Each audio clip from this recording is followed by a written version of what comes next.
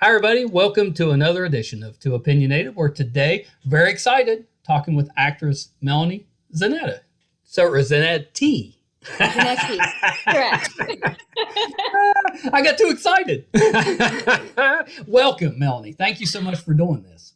Thank you for having me. I'm excited Yeah. to be here. Well, we're so excited to have you. I was talking to you off camera about how the grandkids just love Bluey, but a lot of times they'll leave the room and the adults are still watching the show. And I said to you, I hear that all the time from parents. And I also have friends who are like, I'm in my 30s. I'm single. I have no children. And I watch this show constantly. I actually saw someone yesterday and she said, well, I don't have kids, but I have six dogs. And I don't want them to watch anything that's got violence in it. So I put Bluey on for them and they're like, they love it. It's their favorite show. Yeah. I think it's so good because the parents, they're so good about playing with the kids, and just the interaction and the fact that they're always pretending and role playing. I love that. It's amazing. Bluey and Ludo, the company who produces it, has had so much feedback from parents saying, like, it's changed the way that they parent. It's taught them how Yeah. to play with their kids. I've had teachers tell me that, it's helped children with learning disabilities play with other kids in their class. So Yeah. like a really incredible social impact that Bluey's had, which was never really the intention. I think Joe, who's the creator, he was just making something that he would want to watch and want his kids to watch. And it's really like, it's like a lot of people also say, like, do you have a camera set up in my house? This is just us. This is my family. So his writing's like very true to life and very funny. Yeah. And there's a level of like really beautiful vulnerability in it as well. So I think there's a lot of reasons why it's gone so well. I think it still might be the most popular show in Australia, not kids show. That's Um, amazing. isn't that wild for a 7-minute cartoon? I mean, did you know when you were going for the role, did you have any idea that it was going to become this kind of monster? Look, I don't think anyone could have predicted just how huge it's become, but I knew it was special. So Yeah. my journey with it, I was using someone's studio to put down like a commercial voiceover. And he was like, my brother's making this cartoon. You've got a great voice. The cartoon's already cast, but do you want to chuck down some lines and I can show him for any future characters? And so he showed me like just the animatronics for the pilot episode. And I was like, oh my God, I love this. I'm in love with this little family of dogs straight away. So at the 11th hour before it previewed at the Asia Pacific Cartoon Convention, ABC, who were the producers, said that they wanted to go into with a different direction with the mum voice because the woman that they had, I think she had maybe an English accent a Yeah. bit, and they wanted to make it really Australian. So they're like, "Do you mind if we just use your vocals for the pilot?" I'm like, "Yes, yes, get me in." Um, and then they, did their due diligence and they auditioned, and then they came back to me and went, "You're actually, you're what we're looking for." So rest is Yeah. history. That's pretty great. That's pretty great. A lot of times you don't know what you're auditioning for. So that's kind of neat that you already knew. Yeah, yeah. No, straight away. I didn't, of course, I didn't know it would blow up like it did, but I knew that it was special and like Yeah. something I hadn't seen before. It's pretty great. It's pretty great. And you said they premiered it at a cartoon convention? Yeah. So How did I there not know are, there was cartoon conventions? well, I think it's like I think there's maybe two or three in the world where all the like up and coming cartoons that are being made, previews, and all like the big guns, Netflix and Disney, and everyone shows up. And I think it won Best in Show. And so this was for the Asia Pacific region. I Yeah, need to start going to those. We go to some conventions and kind of cover them, my son and I, but I had no idea there was cartoon ones. That seems like something, we're a little nerdy. That might be right up our alley. nice. What conventions do you guys go to? Well, we usually do the normal type of, comic Comic conventions. Con. Yeah. Yeah, the cons. Have you done any of those? I've been asked to this year do, I think it was Supernova. Yeah. But I wasn't in the country. I've been all over the globe this year, so maybe next year. Yeah, you should try to do those. They're a lot of fun. Now, as fans, we can be a handful, but they're a lot of fun. Awesome. So I jumped ahead just a little bit. So I usually start by asking, what made you want to become an entertainer, and how did you go about that? Oh, I think from a very young age, I just really loved telling stories. I Yeah. I loved magical and make believe, and um, I was a very quiet, very sensitive, creative little child, and so I don't think in my head being an actor was something that was something I could do or something I really aspired to. It was more just I wanted to live in a creative world. And then Yeah. when I was in high school, I did plays. I was a big nerd. I was in Shakespeare Club. Um, Loved words. Big Yeah. nerd. Um, yeah, yes and no. But then after Did that, you I wasn't sure. sing? Did I sing? I'm not, I wouldn't call myself a singer. I can sing. I'm not like musical theater trained strength of singing, but yes, I can sing. All right. And then when I left school, I wasn't going to do acting. I was like, that's for people who are super attractive and deluded, and I'm smart and practical. So I went and did like a journalism creative industries degree, and I was doing really well in it, and I hated it. And so I deferred that, and then then my parents said, You know what? You really loved acting. You can do anything later. Why don't you give it a go?" And I was like, "That's ridiculous!" And then I had a big cry. And then there was like one course left open in the country, and I auditioned and got in, and the rest is history. That's good parenting. Yeah, they're awesome. Like that is, I tell people that and they're like, that's usually your parents are like, so what's your plan B? Right. Uh, what are you doing with your life, you crazy child? No, my parents, they're awesome. I'm one of a big family. I'm one of six. So, and there's no other performers in my family. Everyone's gone in super different directions. But yeah, they were good at fostering us, towards what we actually cared about. That's really great. That's really great. Are you an aunt? And yes, I have two nieces. One was just born a month ago, Ooh. um, and they're awesome. They're Yeah, so you're good. going. Yeah, you're going. I mean, you've got some cachet you're bringing. You're on this great show. You're going to Well, be the they're fun too aunt. young to really get it yet. So the oldest is two, and there's a cognitive dissonance when you see a cartoon dog, That's and right. then you have your aunt. So there's like we've tried to explain it, and she's not having it yet. So when the penny drops, it's going to be because she loves it. Yeah. See that you may get caught there because at some point she's going to get old enough and she's going to be like, nah, Bluey.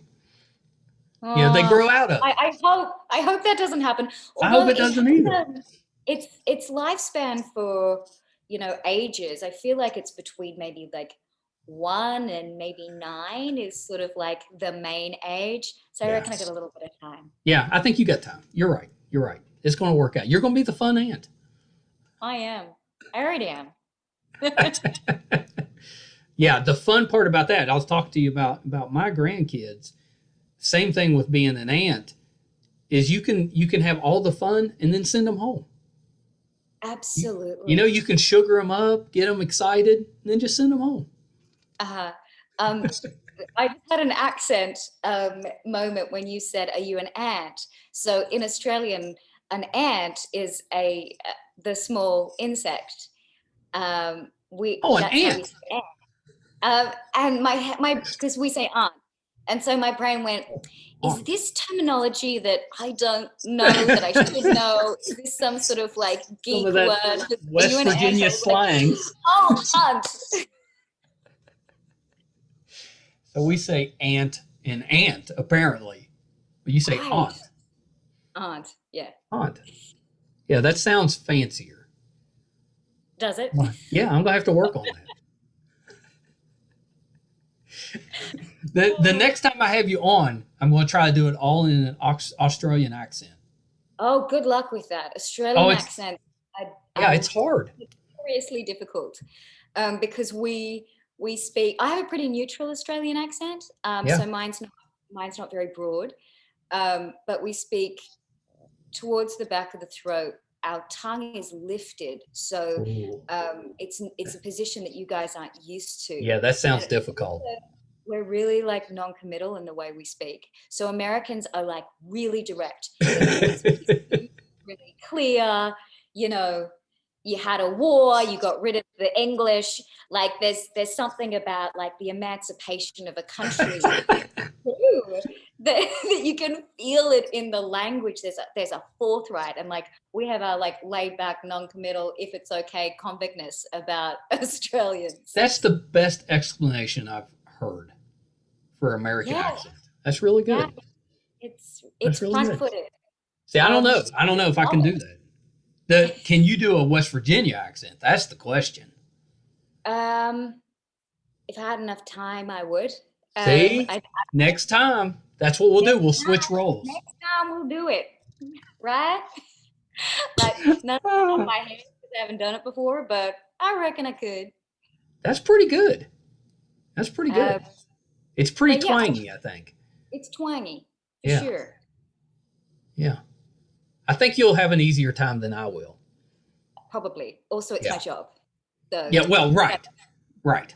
Nobody is calling me and saying, "Hey, can you do an Australian accent? We got a role for you." That hasn't happened yet. this time. What part of Australia are you from? I'm from Brisbane, which is East Coast. So the cities are sort of Brisbane, Sydney, Canberra, Melbourne down the Oh, very east. good. Very good. So there, it's really interesting pandemic wise in Australia at the moment. With yeah, it's sort of a bit of a citadel. The borders are Right. very close. Yeah, Yeah, right. Yeah, Australia's done a pretty good job they overall. they they were, but their vaccine rollout has been quite slow. So they're Yeah. now a bit behind the Now rest they're of the world. behind. I Now it's talked time to to get a wriggle I t- on. yeah, I talked to a gentleman, actor from Australia, and early in the pandemic, and he was telling me that on set now they have like a pandemic advisor or like a supervisor that Mm. kind of polices, I guess, to make sure everybody's following the rules. Is that still going on? Well, I did, what did I do last year that would have been during the pandemic? Oh, did a couple of episodes of Young Rock, um, Yeah, Dwayne Johnson show that was yeah. filmed in You Australia. played Stephanie. Yes, yeah. Yeah.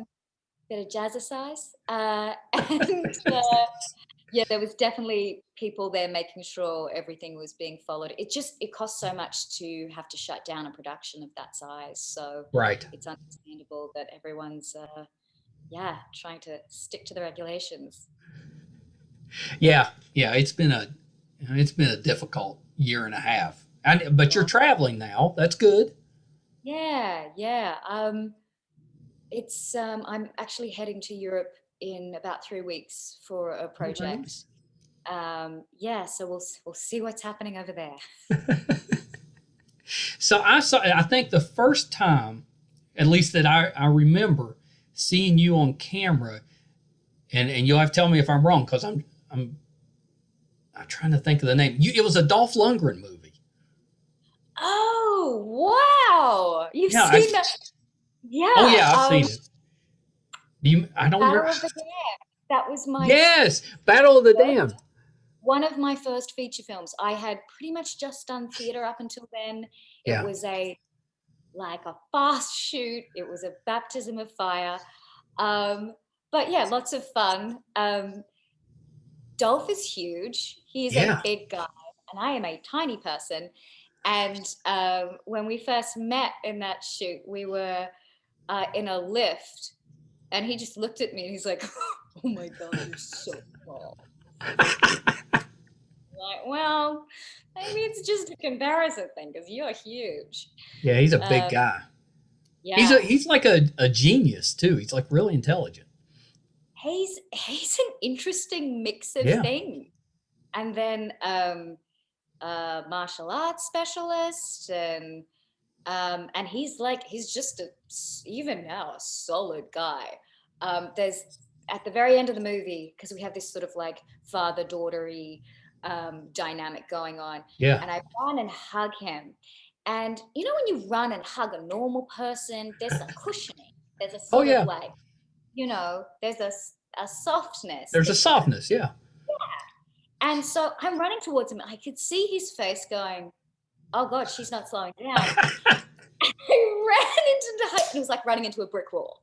And I corked my leg, and I couldn't walk. We had to stop filming because everyone was like, I thought you were gonna slow down. You just like, I was like, I didn't know it would be like hitting a brick wall. You actually But yeah, do a pretty good impersonation of Dolph. thanks. That was pretty good. That was pretty good. Yeah. So if I remember right, that movie was like a virus gone wrong. Yes, yes. Oh gosh, No, I it know was. there's some. Yeah, that's weird. Oh, I hadn't thought about that. Yeah, Yeah, gosh, that was a little but while ago. it was like zombies though, right? Yeah, yeah. Yeah, So a virus that turned people zombie-esque. yeah. Hmm. Not too unlike what's going on now. No, no, it resonates right now. It does. But that's the first time that I remember seeing you on film or on Yeah, on a show. that It was pretty would have good. one of my first features, I think. Yeah, Yeah. because before that I had lots of stage work before I kind of started in theater and did lots of like classics and Shakespeare's and Shaw and lots of stuff, and then I kind of had to start saying no to theater because it takes like big chunks of time, and started transitioning more into film and TV. Yeah. Yeah. So you did a trilogy of movies very similar to Bluey called Gabrielle's Inferno, right? Totally the same, Yeah, pretty totally much. same. It's basically the same show. Yeah, well, we're actually still working on those. That's And kind the of third why. one is right. Is it the third one you're working on? Yeah, the third one will be next. Yeah. But because pandemic, obviously things Yeah. stopped. So there are a trilogy of romance books that were changed into films. And so I was in Italy at the start of the year. So I was in, Oh, that's where. Yeah. Yeah. I mean, you mentioned you were in Italy, so that's what you were doing. which was wild because there's no tourists there in Right. February. Everything was shut down. So it was like having these beautiful cities to yourself. It was bizarre. I was like at the Trevi Fountain with like 7 other people. Usually there's like hundreds of people. So it was kind of strange and wonderful. And then Right. Atlanta, and then we finished in Belize, which was Oh, awesome. yeah. I was gonna say rough. Yeah, terrible place. Yeah, That's a little different role than what you're doing totally. with But Bluey. I've kind of really enjoyed being able to play lots of different Yeah. um, lots of different roles. Last year, a film came out, Love and Monsters, which was a Love post-apocalyptic. loving monsters. Oh, great! Yeah, Yeah. so I was a human character, but then also voiced the robot. That's what I In wanted that, to ask you because I knew you had a role in the film. You were really good in it. thing. But I had heard that you did one of the voices. So that was what I was going to ask you. Which what was it? Was it the robot? Yeah, it was the robot, Yeah. the one he meets in the motel. Yeah, Yes, that's a great scene. yeah, it's a beautiful scene. It's Yeah, kind of sad. I felt bad for the robot. it is sad, but there's sort of a lovely heart and sweetness to it as well. Yeah. It kind of way we get to see more of his backstory, and also, it has such a like fun kind of 90s family film It feel, and does. which I really loved. It's same producers as Stranger Things, so it's got that, like, they kind of know how to create You know, that I that didn't know that. Yes, it yeah. does though. It's got that same type of vibe. Um, and yeah, so they're great at creating that sort of 80s, 90s Yeah. feel. But I felt like the moments with the robot, those few scenes were really kind of the heart of the film, and that's what those Yeah. producers also thought and said in interviews that that those scenes were non-negotiable because they're really the heart space of the film. Oh, So that that's was really great. lovely. Yeah, But that was probably our favorite scene in the movie oh, I love was the that. robot scene. It was so good. It was such a surprisingly not that surprisingly good, but just it was a surprising movie in that it kind of pulled at the heartstrings a little bit, and we weren't expecting that. I love a non-expected, and Dylan Yeah. is just fabulous. He's Yeah. like, as an actor, obviously, but also as a person, he's such a champion. Very kind, very funny, and just really fun to work with. And that little colony at the start, we all became really close. You know, when not every project you work on, there's not always a group of people, especially because it was, I think about 10 people that you all get Right. on so well, and there's just a really beautiful dynamic. So like Yeah. we hung out outside filming, and it was one of those really beautiful Now, experiences. see, that's pretty cool. That's pretty cool. Do you still to stay in touch? We still have a WhatsApp group. Very nice. Yeah. It's a while since we filmed, so it's still there. Well, so did you get the role for the voice or the person role first? No, How did you end up I with got both? person role. My person role, unfortunately, the whole film got cut down probably by about 20, 25 minutes. That's So a they lot. really, which I think it worked, but it did mean that my two like good scenes got cut. That's the See, way it we rolls need a sometimes. director's cut, We need like to actually extended. cut. Yeah, totally. But I got cast in that role first, and then was actually in LA. Found out I got the role, had to fly back, and um, I was like totally jet lagged, and my agent rang and said, "Okay, so the lead actress isn't going to be there. You're going to be reading her at the table, and there's also a robot you'll be reading, and You know good luck." what? So I prepped and made some choices, and at the table read, I'm really glad I prepared because we had Paramount, Skyping in on lots of computers, and we had big cameras, and we're mic'd up like it's the UN. And yeah, they really loved my robot read at the table read and said, "Do you want to be the on-set voice to work with Dylan?" And then when they were getting close to the final edit, the director rang and said, "We got what we needed, and we really love your voice. And do you want to play the robot as well?" That's So pretty great. yeah, it's That's just pretty just great. one of those. You know what? Always do your best work and always come in prepared because you never know where things are gonna go.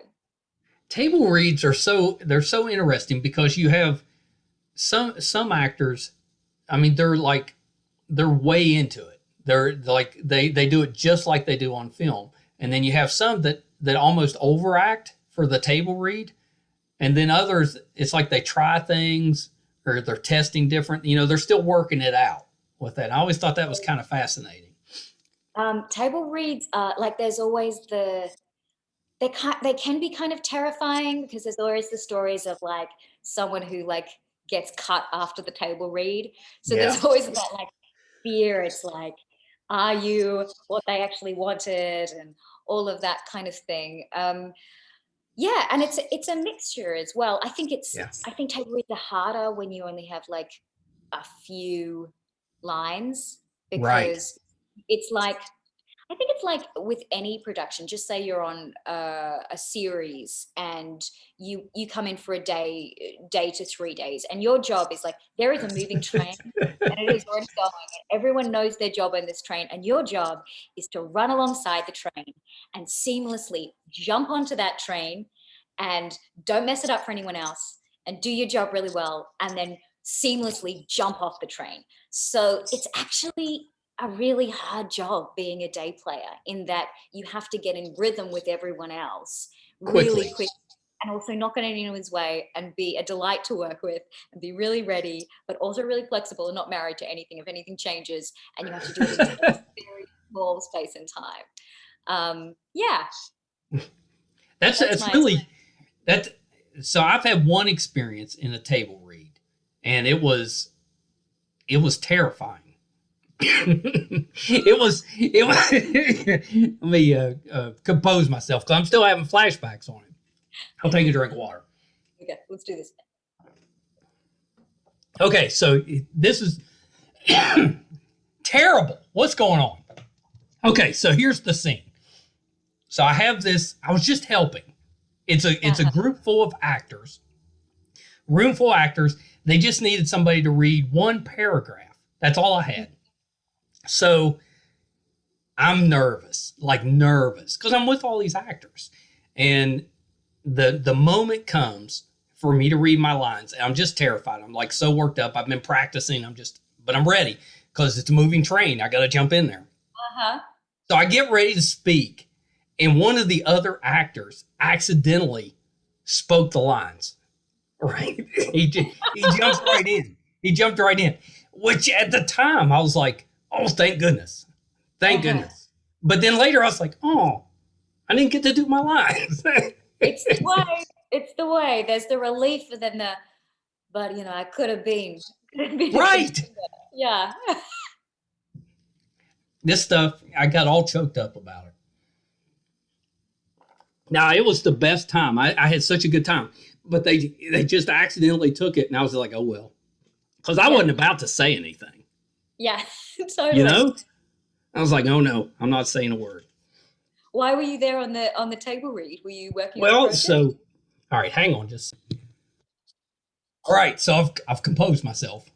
Okay. I was fighting so hard not to cough. I was losing the battle. But you hung in there with me. So I've got just a wonderful friend that was writing a script for a show. And my wife and I were out in LA, and she had a group of actors. She just wanted to hear what it would sound like so she could make adjustments. But there was too many roles for the people who were there. So she asked us to help out, which was wonderful, but terrifying. That was my one experience. And then this one actor, really, really good actor, he kind of jumped in on the lines. And I was like, oh. So then, it was kind of like relief, but then like, oh. Which was so weird because I didn't even want to do the lines. Yes. But then I regretted not getting to do the lines. So there was my one table read. Future. Yeah. No, that was it. I'm retired. One and done. There was nobody saying, that robot needs a West Virginia accent. Well, Can you give me a line from the robot? Oh gosh. It has been, we filmed like 2 years ago. Yeah, it was like 2019. Yeah. What? I'm trying to think of a line that she says. Oh, look, sky jellies. Oh my gosh, that sound, yes. How did you come up with the voice? You said you worked on it ahead of time. It was just the night before. It was described as maternal and delightful with a silky voice. And I just went, okay, this is my version of that. Yeah. I would be pulling that voice out just at random times when I'm talking to people. My random, like, Siri voice. Yeah. I think that would be great. So what's it like? You're on this monster hit, Bluey. Are people starting to recognize you now, even though you're not on camera? Oh, never. I think I have for Chile. I lean a little more into the Aussie. It's slightly more warm and a little bit more maternal. My voice sits probably like a tiny bit higher and a little less broad Aussie. So I have had a number of people also go, oh, you weren't in my head as the mom. I was like, I am not a cartoon dog, correct? Right, that's true. What did you expect? That is true, though. You know, when you see somebody that does voiceover, they rarely match what you're thinking of. But then, if you really think about it, you're looking at a cartoon character. Very true. It's Yeah, very true. No, I don't. And I even, this is really interesting, even when I was doing stage work, um, I was never recognized leaving a theater, ever. I have really. quite a chameleon look and face that can really change. And I'm also the number one comment I got from people who met me, they were like, I thought you'd be bigger. I Well, that's thought what you'd be Dolph said too. taller. So I think you can have a certain presence on stage, and this happens with a lot of actors on stage or screen, and then you Yeah, meet them and you're like, oh, you're a much more compact human than I thought you'd be. I think you're a little that's tinier. Well, you're tiny. I mean, how tall are you? 5'1", pushing 5'2", but I was gonna guess 5'1", and that's just looking at you on camera. good guess. Yeah, yeah. Obviously, I'm just a monster of a human being. No, I'm like 5'8", 5'9". I'm just a little Uh-huh. guy. I know about the little guy stuff. Dolph, he would have just tossed me around. He's like 6'6" or something. Yeah, he's huge. He's a I mean, big he guy. played. I don't know if you might remember. He played He-Man, like in the Yeah. live action Masters of the Universe. He was Um, He-Man. I don't remember back in the day, but I do remember that was a role that Yeah, he did. I mean, you have to look a little bit like He-Man to play him. You do, Yeah, absolutely, an iconic character like that. and then now you're on this show that is supposed to be The Rock's younger years, or you were on it Yeah, for a couple episodes. yeah. I mean, he's huge. Was he on set at all? No, so they shot the present day stuff where The Rock's in Yeah, LA, which is only a tiny portion of it, and then all the stuff that's his yeah, past. Most of it they shot in Australia. Yeah, so he yeah. wasn't actually over, but he's a huge guy, but seems like such a lovely human He being. does. He does. Everyone He may talks. be our president someday. I don't know. Look, I don't know if I hate that. As celebrity presidents go, If you got to I pick one, think there are worse options. I think we've had worse options yeah, already. yeah, yeah, yeah. I don't think it'd be the worst. President Rock. He'd have to keep Rock. President He would. Johnson. That's not the same. No, and we've already had one of those. So like, let's go rock. Let's go Rock. I think he could do it. We had Arnold as a governor. That's very true. Well, Ronald Um, Reagan. Ronald Reagan was an actor. yeah, we've had a number of celebrities to varying degrees of That's success, right. and That's right. um, who could say The Rock would I be think I any think we are I endorsing The Rock for president. That's what we've come up with. okay. No one quote me on that. Yeah, I know. We don't want to rile anybody up. No, We're not at just playing. We're just playing. Have you done other voiceover work outside of Bluey? Not uh, particularly cartoon character work. Done a lot of commercials and narrations for Yeah. things, for ads, and yeah, just less exciting things that pay well. Well, you yeah, know, nothing wrong with that. commercials are great that way. That's And I've not had the some like lovely long-term clients as well that, I don't love hard sell things.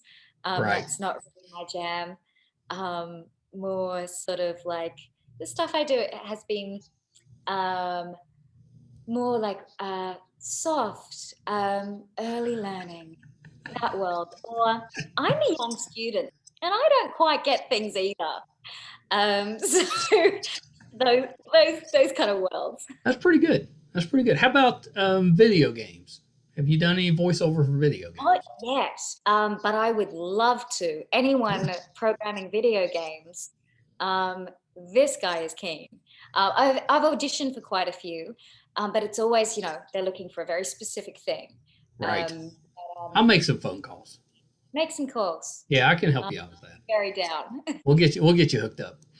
You Let's think do they'd it. have by now there'd be a Bluey video game? You would think, but who knows? Anything's Yeah. possible. It is the number one show in Australia. It is. I know. It is. And I'm not so sure it's not here in the States as I'm well. I pretty mean, it's sure pretty popular. it's Yeah. doing in that age group. It's very popular. It's won an Emmy. It's yeah, done quite Well, well. I saw. I showed you before we got on camera the video of my granddaughter dancing to it. But Yeah, I see like little clips of kids all over the place doing the same type of thing. the They song is love the very. theme song. Yeah, I saw on Instagram a couple of weeks ago. Billy Joel had a Bluey party for his kids. I was like, he knows what's good. Hey, if it's good, it's good. Absolutely. Well, Melanie, thank you so much for doing this. This has been a highlight for me. I'm so Oh, excited to talk with you. We got to get you in. How about a superhero movie I'm down. or TV Superhero. show? Either one. Yeah, absolutely. Yeah, TV go. that's right. And then we can come back and Oh yeah, discuss yeah. my. We have to. We Have to. must. Yeah, we have to have a part two. Absolutely. Is there a genre that you haven't done that you'd like to do? Oh, that's a good question. Um, I haven't done superhero yet. I'd be Yeah. very open to that. The the project I'm doing next, which I don't think I can talk about yet, but that's a genre See, I've been that's wanting. where you have to come back when you talk about Um, that. yeah, absolutely. So, um, but yeah, I like being able to dabble in everything. That's what's really exciting for me, being able to enter all these different worlds. Yeah, so All right. um, Superhero it is. absolutely. Well, because you've done romantic comedy, you've done action, science Uh-huh. fiction kind of, or fantasy, however you want love and monsters to be categorized. So, yeah, superhero, that's the one we're missing. Absolutely. I'm going to work on that. Okay, excellent.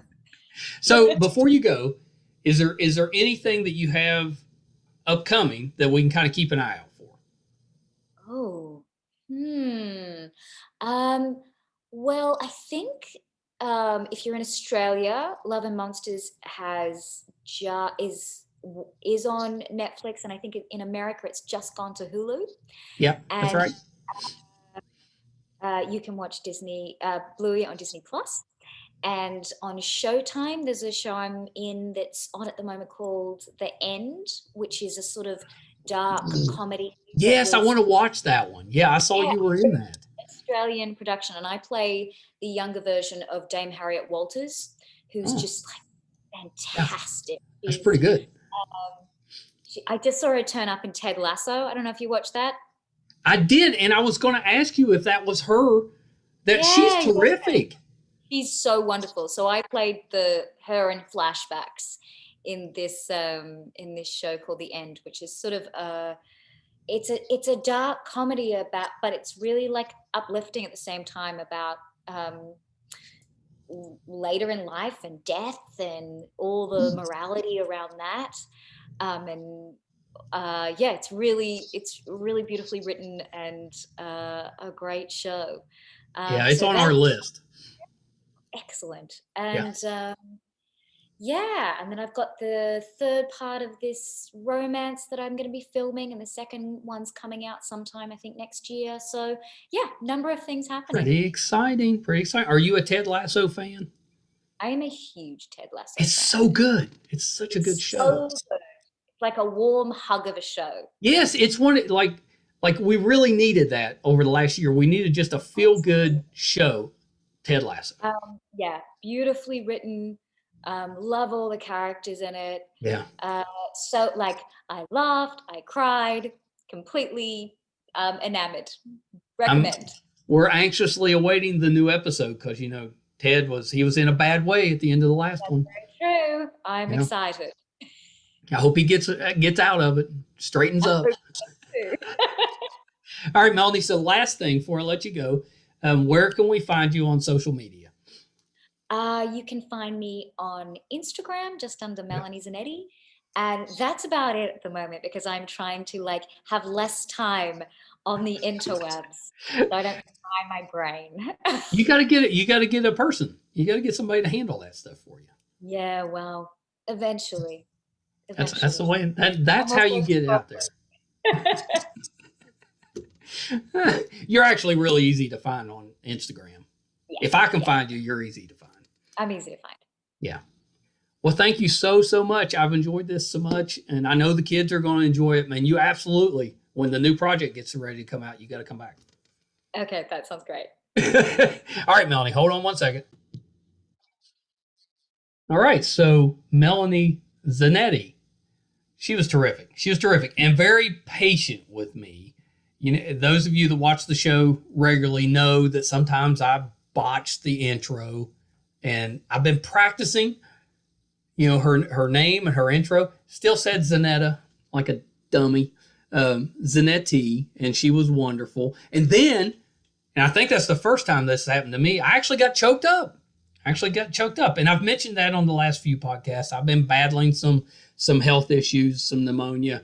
It's been a little rough. I'm doing a ton better, but I had a little moment there where I was really fighting to not cough, and I lost that battle. So apologies to Melanie and the rest of you that I got a little choked up there in the middle.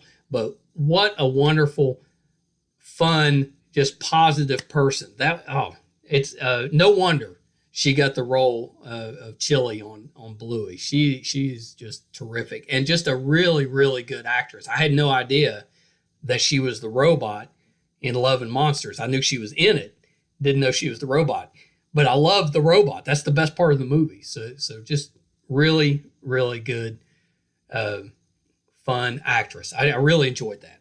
Thank you guys so much for hanging in there with me as I stumble through this interview, but had such a good time.